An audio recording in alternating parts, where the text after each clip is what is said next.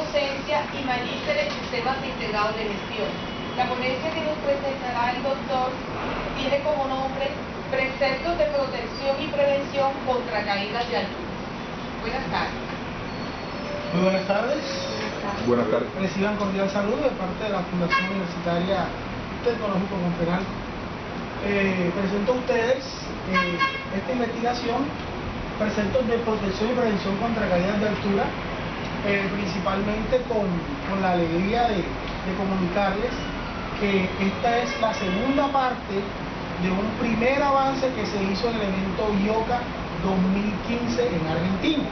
En esa ocasión presentamos trabajo en alturas en Colombia y tiene como producto adicional dos artículos. Bueno, un artículo en una revista indexada, la revista USACH Chile, JINT de la revista, y también un libro, el libro de la editorial Alfa Omega, se llama Manual de Trabajo en Altura. Es en este momento el único libro actualizado sobre el tema en Colombia y ya se puede conseguir también fuera del país.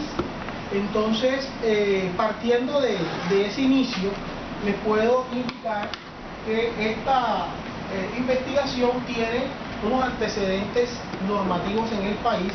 Dichos antecedentes inician desde la resolución 1409, la cual también tiene una predecesora, que es la resolución 3673, ya derogada.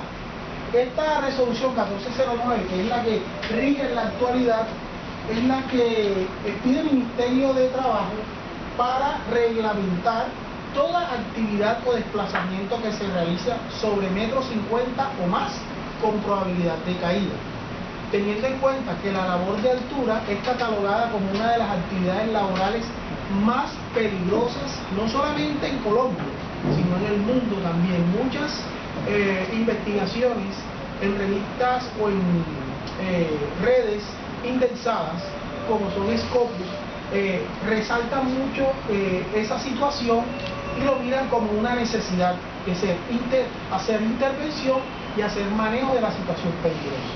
Esta resolución está vigente y exige que todas las personas que hagan actividades de este tipo se protejan, se capaciten y se formen, con tal de evitar y disminuir los accidentes en altura. Pero también tenemos la resolución 2578, que habla de los requisitos esenciales para que una institución pueda prestar el servicio de capacitación en este tipo de actividades, lo que conocemos actualmente como los centros de entrenamiento, y es la norma rectora o que obliga al cumplimiento de la anterior norma, que es la resolución 1409. También tenemos como observación la resolución 1903, que se dedica fundamentalmente a explicar o a mostrar cuáles son las personas y los perfiles que se necesitan formar para trabajo en alturas. Y finalmente la resolución 3668, que habla de dos figuras importantes en todo lo que es el manejo y la gestión en alturas, que es el coordinador de trabajo en altura, que lo vamos a explicar posteriormente, y el entrenador, sus perfiles y su campo de acción, dónde pueden estar y cuál ha de ser su papel dentro de esta característica en protección. Hablemos de las cifras que justifican y le dan valor a esta presentación. Para el año 2012 se están hablando de un orden de 532 muertos en el país. Y un importante dato, de esos 532 muertos, 136 corresponden al sector inmobiliario. Es importante resaltar que el sector inmobiliario, el sector de la construcción, son los sectores que más informalidad muestran en el campo de trabajo. Es decir, que no es extraño que la cifra de 136 muertos sea mayor. Es muy factible. ¿Por qué? Porque es un sector que rinde poca información, y la información que muchas veces entrega es de baja calidad. Entonces no es tan confiable. En el año 2013, se resalta trabajos en minería. La minería es el sector, ahí sí, más esencial, donde encontramos mayor volumen de muertos dentro de sectores económicos. Al inicio estábamos hablando de las actividades, pero cuando hablamos de sectores, la minería va en primer lugar. Y tenemos también 44 personas cada mes muriendo por accidentes de trabajo. Finalmente, en el periplo pasado, los 2 años pasados, 2014, 2015, incluso 2016, 755 personas fallecieron. Importante tener en cuenta que gran porcentaje de estas fueron en altura. Es decir, que a pesar que en el 2002 sale la norma que está vigente y que obliga a que las instituciones y empresas de todo sector cumplan con esta disposición de capacitar, entrenar, formar y hacer seguridad en alturas, la gente sigue muriendo. Es decir, la inquietud y el problema no han desaparecido. El referente teórico, pues, en el texto extenso de aquí del evento IOCA lo van a ver en más detalle. Resaltamos el libro del año 2015, el Manual de Trabajo en Alturas. Ese libro tuvo una reedición, se editó inicialmente con el sello editorial del Tecnológico Confenalco, pero debido a la importancia y a la necesidad de publicar y de formación en esta área, la editorial Alfa Omega accede a publicarlo ya más globalmente, y es el referente que estamos mostrando ahora. Tenemos del año 2015 a Duarte, una noticia al respecto de la siniestralidad en el diario El Espectador en Colombia, y así pasando por la Escuela Colombiana de Ingeniería y otros textos que podemos ir consultando, que nos van a dar una luz bastante clara sobre qué tan grave puede ser el fenómeno y a qué niveles se puede estar manejando. Ya entrando propiamente al ejercicio del ejercicio investigativo, tuvimos a bien abordar 25 empresas de diferentes sectores. Pues vamos a entrar básicamente a sectores, especialmente en el sector inmobiliario, sector construcción, para ver cuál era el manejo o cuál era su estadística en relación con alturas, y principalmente con la segunda fase de obligaciones para ellas, que es el programa de protección contra caídas de altura.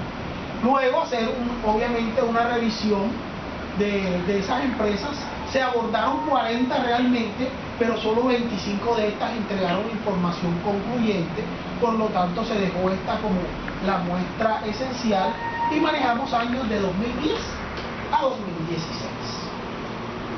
Hallazgos, los que ustedes están viendo, definitivamente empresas que están aplicando el programa de protección contra caídas en ese periodo de tiempo tuvieron muchas menos accidentes de trabajo en altura frente a los accidentes reportados por empresas que no han implementado su programa de protección contra caídas. Estamos viendo una diferencia del 24 frente al 76, que es, hombre, bastante grande.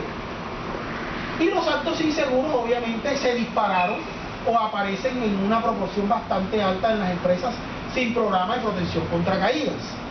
Condiciones inseguras, pues solamente tuvimos a referenciar una frente a las otras actividades de condiciones inseguras. Visto esto, estamos entendiendo que el programa de protección permite a la empresa gestionar el riesgo de caída, esencialmente. ¿Qué es el programa de protección? Para dejarlo en claro, el programa de protección contra caídas es un documento, un registro que orienta a la empresa en cómo debe desarrollar actividades para prevenir accidentes de trabajo en altura. Pero el documento va alineado y debe estar inmerso dentro del sistema de gestión de la seguridad y salud en el trabajo, que es la figura obligatoria que aparece desde la expedición del decreto 1072 del año 2015 para todas las empresas de los distintos sectores en Colombia. Entonces la importancia que va alcanzando es que al existir el programa de protección contra caídas no va a trabajar aislado, debe estar trabajando de la mano con el sistema y debe aparecer dentro de todo lo que es la programación de actividades de un sistema de gestión de la seguridad y salud en el trabajo. Teniendo en cuenta esto, las edades de los accidentados, Se sigue accidentando mucha gente joven, la gente joven se sigue accidentando más. Estamos hablando de un periodo entre 28 a 36 años. Considero que ese es el área donde, hombre, hay mayor cantidad de personal joven, y de este personal muchos han sufrido el siniestro. Y también tenemos la relación en cuanto a la experiencia. Obviamente, entre menos experimentados estén los trabajadores, van a ser más susceptibles al accidente, pero también debemos tener en cuenta que esa experiencia debe sumarse a la formación y a la capacitación permanente. La ley colombiana exige que una persona no puede recibir una sola capacitación en el año en alturas. La persona que ejecuta actividades de este tipo, estas personas deben realizar actividades de capacitación y formación de manera constante durante el año, y esto para garantizar la calidad de su trabajo y la prevención de estos accidentes.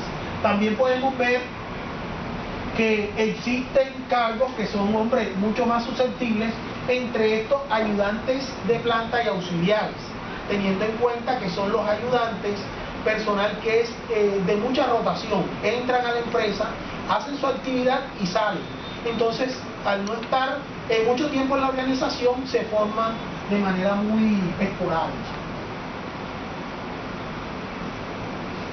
Teniendo en cuenta lo anterior, ¿qué conceptos fundamentales debe argumentar la empresa en relación con el programa de protección contra caídas? Ya no como precepto, ya como un concepto permanente de recordación dentro de los trabajadores, de uso y principalmente de la forma en que va a desarrollar su labor.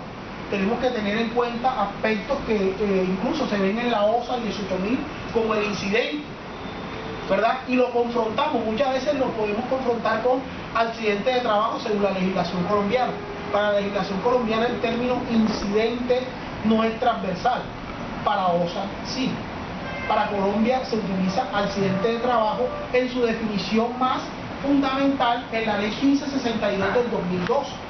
Sin embargo, debemos tener en cuenta que de igual cantidad de accidentes, los de altura predominan sobre los demás en la parte de siniestralidad, efectos y obviamente muertos. Importante, los elementos de protección personal. La norma técnica colombiana habla de 5 maneras de hacer intervención, y esta es, de las 5, esta es la última. Maneras de hacer intervención: está la eliminación, sustitución, controles de ingeniería, medidas administrativas y elementos de protección. Los elementos de protección siguen aquí, pero también hay que tener en cuenta el uso del elemento de protección contra caídas, y hay que también mencionar el kit de rescate y la brigada de rescate, que eso se ha dejado aislado. Ninguna empresa puede hacer trabajo en altura y no tener disponible un kit para atender el accidente, al accidentado. ¿Cómo lo vamos a rescatar? Esa es otra debilidad. Si la empresa tiene un programa de protección, dentro del programa de protección está contemplada esa figura. También hay que tener muy presente las 5 medidas de control que se pueden ir gestionando, tanto en la parte de sustitución como de control de ingeniería, hablando en este caso de líneas de vida, hablando en este caso de elementos sustitutivos que pueden de un momento a otro cubrir un riesgo o reemplazar una situación crítica. Y los certificados de capacitación, que desde un principio se habían manejado de una manera global, pero obviamente en el sector inmobiliario, en el sector de construcción, se ve a diario la falsificación, la adulteración y también la formación en bajo nivel. Es decir, personas que acreditan una certificación de 40 horas donde realmente nunca han estado en un salón escuchando una capacitación y mucho menos ejercitando alturas. El ejercicio, las horas que la persona usa para aprender y para practicar son fundamentales para la prevención. Otra figura que de pronto no aparece en esta transparencia es la UAE, la Unidad Vocacional de Aprendizaje en Empresa, una oportunidad valiosa para que las organizaciones puedan de una manera decisiva lograr cubrir la demanda en la formación y incrementar la oportunidad para todos aquellos que quieran formarse de manera eficiente.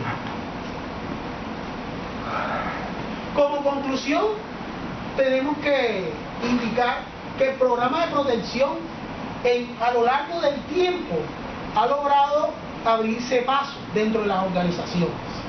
El coordinador de trabajo en altura es una persona que debe ir acompañando esa figura. Sin embargo, hay un agravante, y es que el coordinador es una figura que no recibe una bonificación o un incentivo para ser coordinador. Solamente el deseo de que se prevenga el accidente, que las personas no vean su integridad dañada, definitivamente, porque la norma colombiana dice, no es un cargo nuevo ni genera incremento en nómina. Es decir, la labor es adicional sin ningún bono. Pero obviamente, por encima de esto está la seguridad. El personal de trabajo, hombre, todo personal de trabajo que labore sobre 1,50 m no solamente debe ser capacitado, debe ser entrenado, reentrenado y debe sufrir un proceso de perfeccionamiento en su labor. Las empresas piensan que una sola vez es suficiente. 40 horas de formación no son suficientes. Debe ser una formación mucho más profunda y teniendo en cuenta que los sesgos de seguridad nos acompañan desde que somos niños. El solo hecho de cruzar la calle sin mirar a ambos lados o mirar el semáforo en rojo y omitirlo, son costumbres que vienen arraigadas. Eso hay que superarlo, La cátedra de seguridad debería darse desde que están los niños en preescolar, debería darse como una materia más. Eso es lo que va a definir realmente que en el futuro la tasa de accidente disminuya. Otro importante dato, la inspección periódica del lugar de trabajo.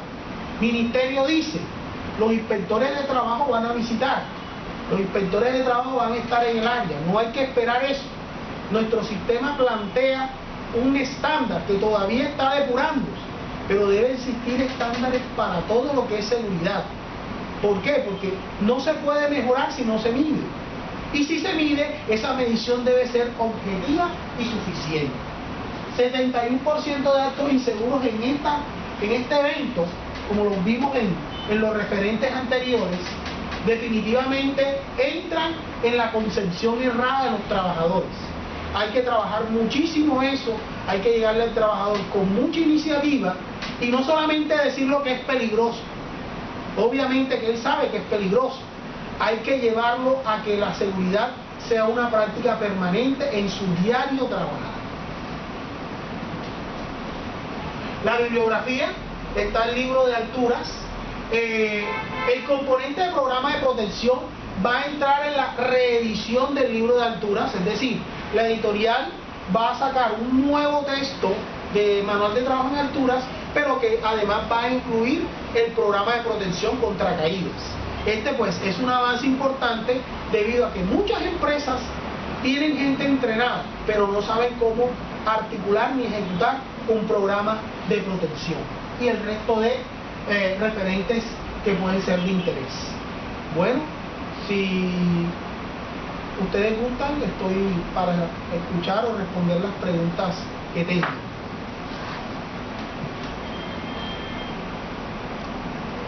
Eli, ¿hay algún tipo de análisis o de estudio que se haya hecho en relación al concepto costo-beneficio? O sea, ¿qué tanto implica yo entrenar a una persona?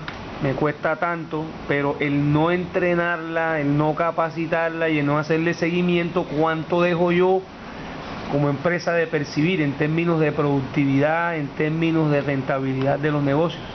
Bueno, partiendo inicialmente de que el accidente de trabajo en altura definitivamente es un siniestro, empezando por ahí, es un siniestro debido a que si tú miras el concepto de accidente grave en el país, con la norma 1401/2007, se habla de fractura de huesos largos, daño al sistema nervioso, órganos de los sentidos, y pareciera que todo eso lo estuviera recogiendo, a excepción de gran quemado, lo estuviera recogiendo alturas. Obviamente es altísimo el costo de no entrenar, de no capacitar, de no formar a un trabajador. El estudio de pronto para el país no está, pero las cifras son muy sencillas y te las puedo decir en este momento. Entrenar a una persona en trabajo en altura a un trabajador, a un solo trabajador, un trabajador promedio que gana un salario mínimo, el salario mínimo en Colombia está en 774.000 pesos.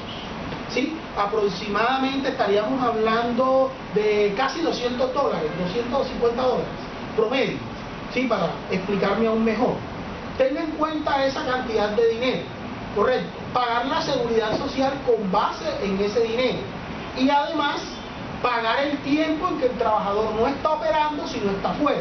Estaríamos hablando alrededor de unos $1.000. Hablemos de $1.000 para redondear toda la cifra. Eso le cuesta al trabajador para formarse en un nivel avanzado. Ahora, ¿cuánto cuesta atender un evento, un siniestro, como una caída de altura, correcto, o un accidente que deja lesionado o lisiado al trabajador durante toda su vida? Paradójicamente, ante esto tenemos que ver que un trabajador que muere le puede representar a una empresa en el orden de los 700 a 900 millones de pesos, por encima únicamente, sin incluir el daño moral, sin incluir las personas que pueden reclamar adicionalmente. Y redondeo con lo siguiente: hay empresas que han tenido que tomarla y entregársela a los dolientes, a los familiares. Toma, te doy la empresa porque no tengo cómo pagar eso. Imagínense lo siniestro que puede ser, el costo que representa para el sistema una persona que queda lisiada para toda la vida. Es altísimo el costo, es muy alto el costo.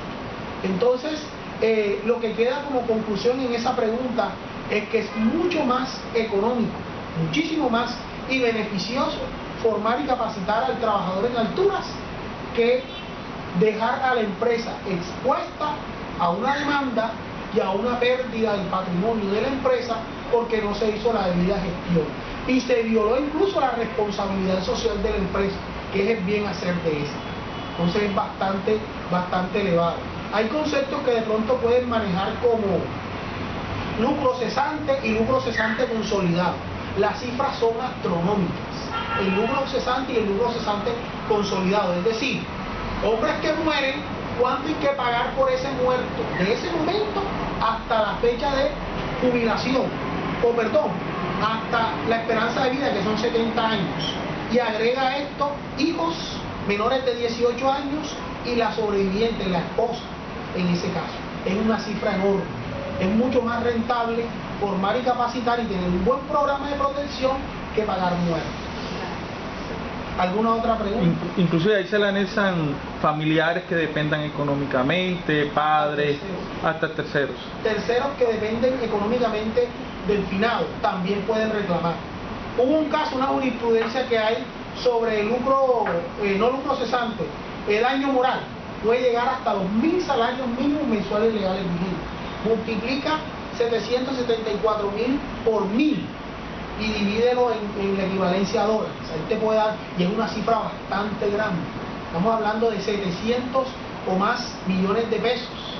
Y además de eso, es una cifra astronómica. Estamos hablando de miles y miles de dólares. $250.000. Entonces, es un dinero que hay empresas, hay MIPYMES que no resisten pagar toda esa cantidad de dinero. Terminan entregando, incluso se endeudan o tienen que adquirir préstamos para pagar una cuestión que se pudo perfectamente evitar con pagar la seguridad social, pagar el entrenamiento, entregar los EPP y seguir replicando el modelo. Esencialmente eso. ¿Alguna otra pregunta? Porque aquí en Colombia el empresario está obligado a pagar una seguridad social al empleado, ¿no? Sí, él debe cancelar. Hay un aporte de un 16%, obviamente, para EPS. Él debe pagar la figura de aseguramiento, que aquí se llama ARL, Administrador de Riesgo Laboral. Ese lo paga integralmente el empleador. Y va en función al nivel del riesgo. Es decir, pagas un poco más en la medida que es más riesgoso el trabajo. Hay 5 niveles. El nivel 1 es como para educación, áreas donde realmente no hay esos riesgos. Pero todo lo que es altura, cuando es una empresa que hace ese tipo de actividades, pues obviamente estamos hablando de riesgo 5 y hay que pagarlo, eso lo paga integralmente. Pero vuelvo y digo, es mucho más benéfico para la empresa. ¿Por qué? Porque, hombre, en caso de un accidente, la figura de aseguramiento con la ARL paga todo, la parte asistencial, el apoyo terapéutico y también paga la parte económica debido a las incapacidades. Ahora, hablamos de lesiones, fracturas de huesos largos, en un caso como específico, para no irnos muy lejos, la persona queda fuera de trabajo 3, 4, hasta 6 meses. ¿Y quién paga ese dinero, esa incapacidad? ¿Quién la paga? La ARL. Conclusión, afílienlo, páguenle su seguridad social. La ARL es una institución pública. La ARL es una institución privada. En Colombia las administradoras de riesgos laborales son entidades cubiertas por una figura ellas son de unas entidades financieras realmente, ellos son aseguradoras. Pero solo son privadas, todo privado. Privado, anteriormente el Seguro Social, Colombia tenía el Seguro Social anteriormente haciendo esa función. Eso cesó, entró la competencia privada luego de que se establece la conocida Ley 100, que es el Sistema General de Seguridad Social Integral, y en 3 de esos libros se habla muy específicamente de las pensiones. En el libro 1 se habla de salud, en el libro 2, y en el libro 3, que en su momento quedó un poco corto, se habla de riesgos profesionales en su momento. Estoy hablando del año 1993. Y se fue adelantando hasta sus grandes reformas, que fue el grueso, el decreto 1295 del 94, donde se hizo una organización del sistema en la parte de riesgos, y luego hasta el año 2012 que aparece la ley 1562 con el cambio denominacional, ahora se llama riesgos laborales, pero la figura de aseguramiento de los 90 para acá es bajo entidad financiera. Por eso ese músculo financiero que agrupa muchas empresas aseguradoras, pues es la que puede garantizar un soporte en un accidente o un siniestro como este.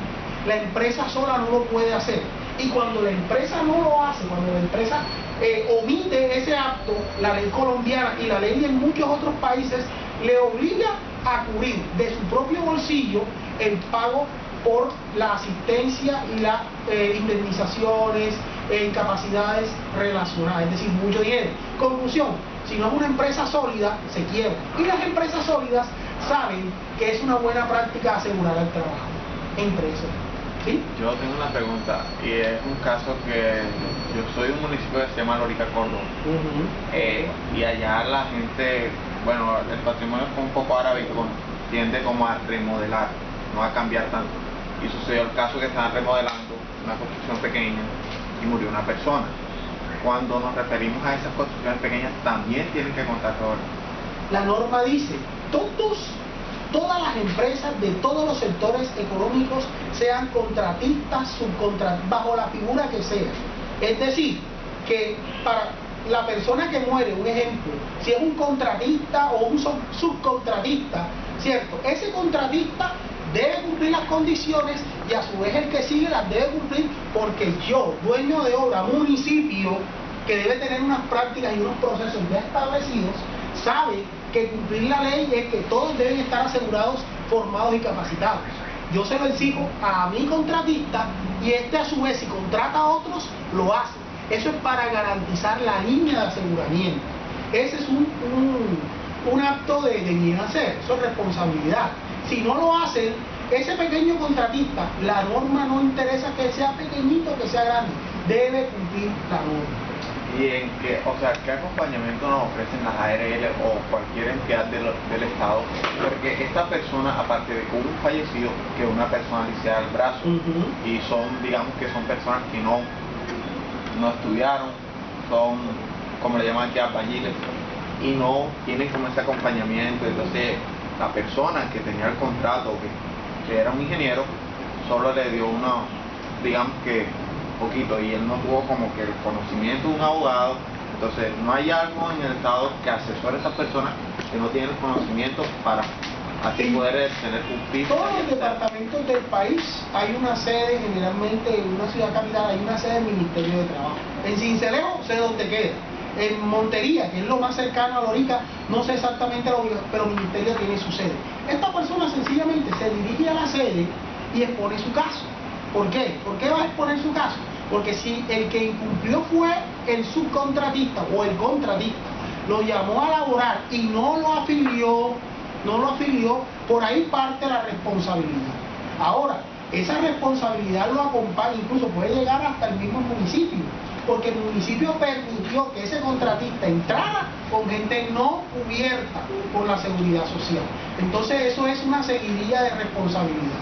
Súmale a eso que el contratista debe tener conocimiento de esas situaciones.